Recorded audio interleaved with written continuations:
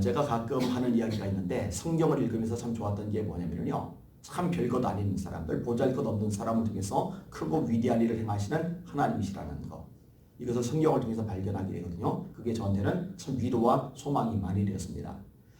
바울 사도가 고린도 교회에 대해서 설명을 하는데요. 처음에 참 이렇게 부족한 부분들을 많이 드러내는 것처럼 보여요.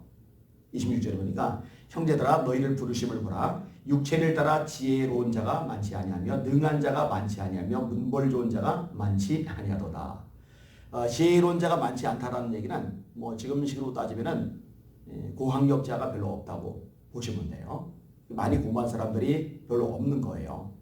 능한 자가 많지 않다. 이 능력을 말하는 거죠. 뭐 능력은 다양한 것들을 의미할 거예요. 뭐 운동을 잘해도 능력이죠.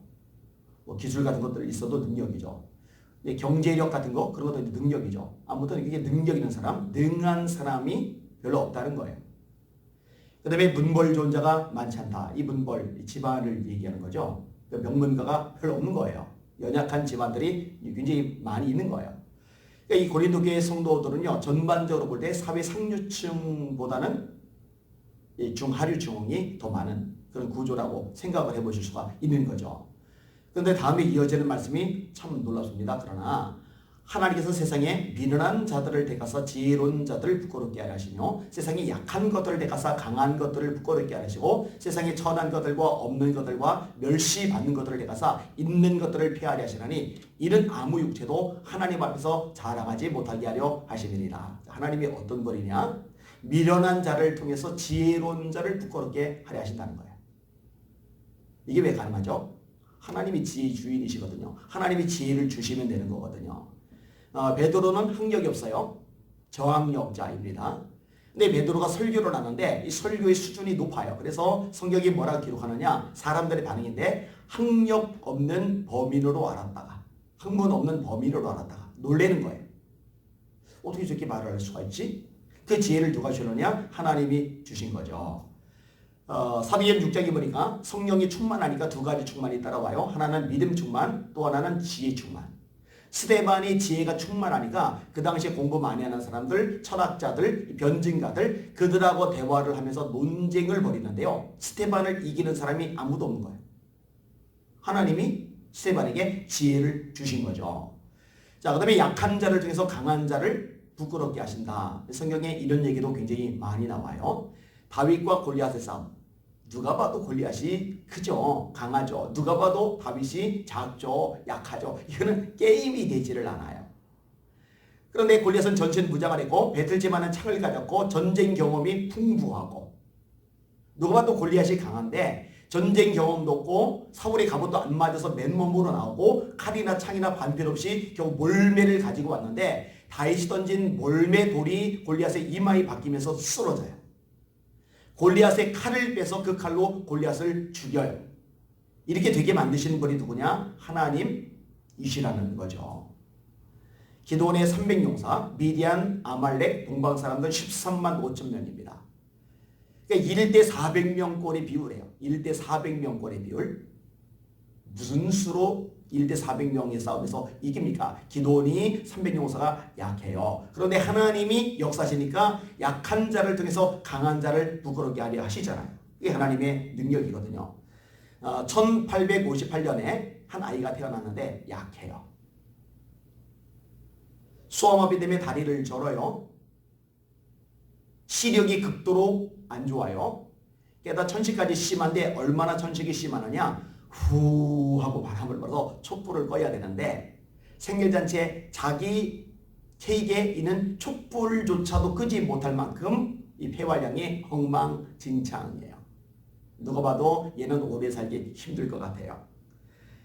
그러니까 아이가 가까스로 생명을 연장을 합니다. 이제 11살의 나이가 되었어요. 아버지가 이렇게 얘기를 해줍니다. 아들아, 네가 가진 장애는 장애가 아니란다.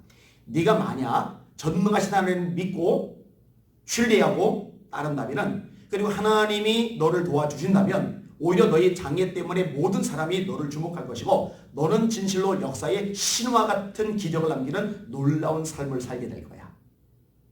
촛불도 못 끄던 아이에게, 다리 저는 아이에게, 시력이 극도로 나빠서 앞도 잘 못 보는 아이에게 네 장애는 장애가 아니란다. 하나님만 믿는다면, 하나님만 따른다면 이런 얘기를 끄집어내는 거예요. 그렇게 약한 아이에게. 이 약한 아이가요. 뉴욕주를 대표하는 의회의 의원이 됩니다. 나중에 뉴욕 시장에 출마를 합니다. 그 이는 뉴욕의 주지사가 돼요. 부통령이 됩니다.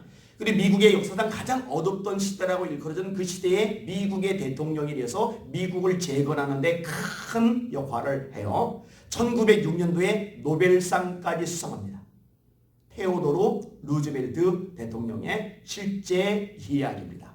약한 자를 들어 강한 자를 이기게 하신 하나님의 특징을 자신의 삶으로 증명해낸 사람이죠. 자, 그 다음에 천한 자, 없는 자, 멸시받는 자 이런 사람을 택하셔서 있는 자를 피하신다. 이런 성경에 보면은요 진짜 천한 사람이 있잖아요. 누가 봐도 손가락질 당하는 사람들 있잖아요. 자, 예를 들어 세리들. 산에 가면은 사자가 있고 거리에 가면 세리가 있다. 그렇게 천대받는 세리들. 예수님의 제자 중에 마태가 그 세리거든요. 그 마태가 신약성경 제일 처음에 나오는 마태복음의 저자가 된단 말이에요. 그 마태가 예수님의 위대한 12사도 중에 한 명이 된단 말이에요. 얼마나 놀라워요. 루시라는 여인, 이방 여자예요. 결혼했다가 남편이 죽어버리는 바람에 젊은 나이에 미망이 된 여자예요. 그 여자가 보아스의 아내가 돼요. 그 아들이 오벳, 그 아들이 이세, 그 아들이 다윗 왕이에요. 기가 막히죠. 그 후손 중에 마침내 우리 구세주 예수 그리스도께서 탄생을 하십니다.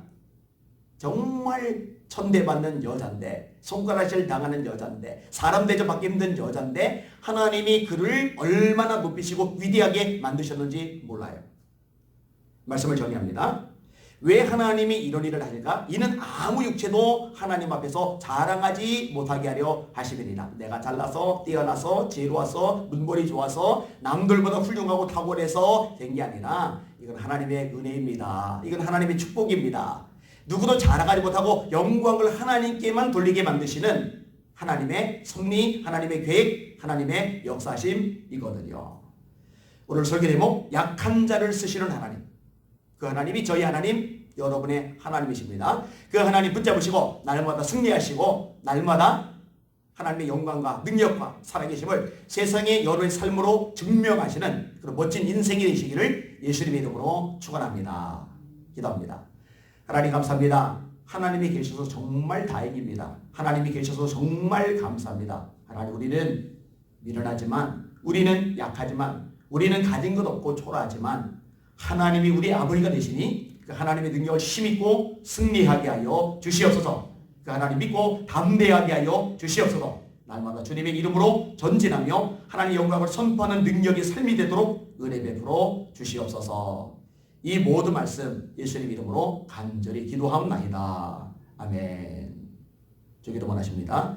하늘에 계신 우리 아버지여, 이름이 거룩히 여김을 받으시오며 나라가 임하옵시며 뜻이 하늘에서 이루어진 것 같이 땅에서도 이루어지이다. 오늘날 우리에게 일용할 양식을 주시옵고 우리가 우리에게 죄 지은 자를 사하여 준 것 같이 우리 죄를 사하여 주시옵고 우리를 시험에 들게 하지 마시옵고 다만 악에서 구하시옵소서. 나라와 권세와 영광이 아버지께 영원히 있사옵나이다. 아멘. 자, 이렇게 기도하세요. 나라와 민족을 위해서 먼저 기도하시길 바랍니다.